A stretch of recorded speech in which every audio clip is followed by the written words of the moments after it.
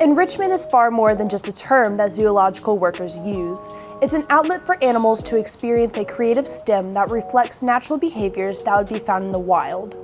Because we're reflecting natural behaviors, modern tools and toys may make things look a little bit different than what you would find in the wild. When keeping animals, regardless of whether it being a mammal or reptile, seeing your pet reach new achievements is what being a great keeper is all about.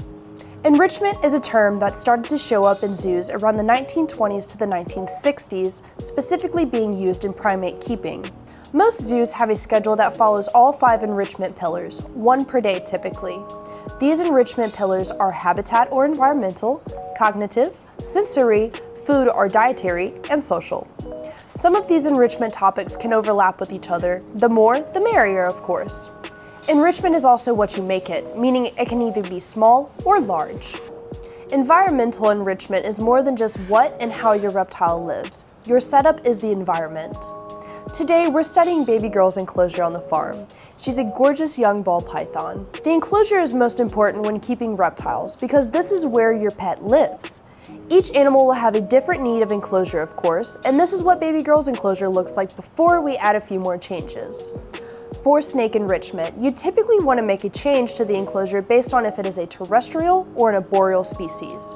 With baby girl being a ball python, we can give her both options, but today we're going to go with a new climb that will promote some stretching.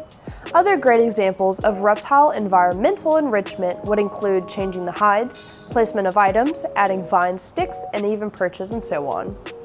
It's important to remember that not all enrichment change will be appreciated, but to continue looking for things your animal will love. Let's move on to cognitive enrichment. Cognitive enrichment is the training portion of keeping an animal. Some reptile keepers don't realize how often they actually train their animal by doing things such as feeding off the tongs and creating relationships through bonding. Cognitive enrichment can also look different depending on the type of reptile you are working with, but even tarantulas can have training moments. For today's example, we're going to work with our group of tortoises and begin target training for a sweet treat. Target training is a simple start to creating a reason for lizards and other species to use their mind. The purpose of a target is to show the same type every time until your animal is ready to move on to a higher level of difficulty.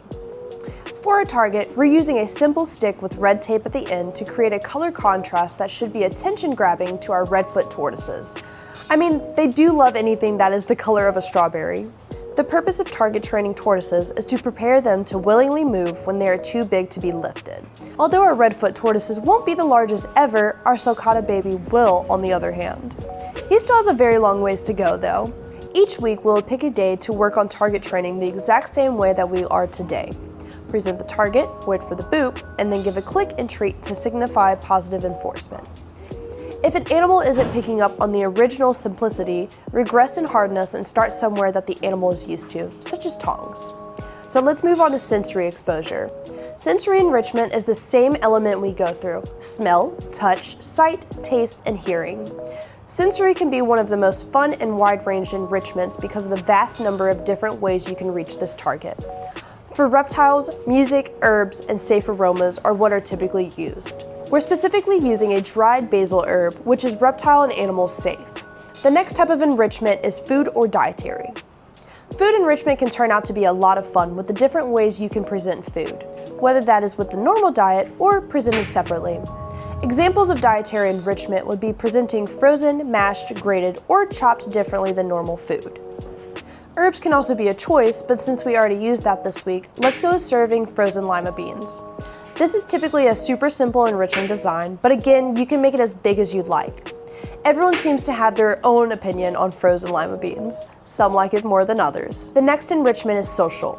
Social enrichment is a broad chance for your reptile to have a reason to be handled. Safely meeting others and even car rides are a great example. Social is such a great time for you to bond with your reptile no matter how long you can put to the side to do such. Whether that is just a few moments or long term, handling your reptile is a common need to keep. For today, we're going to take the time to spend a few minutes with each animal and even do a little bit of social meeting between enclosures. Reptile enrichment is just as important as any other animal. It keeps your animal's mind alive. Let us know in the comments section which enrichment is your favorite to use.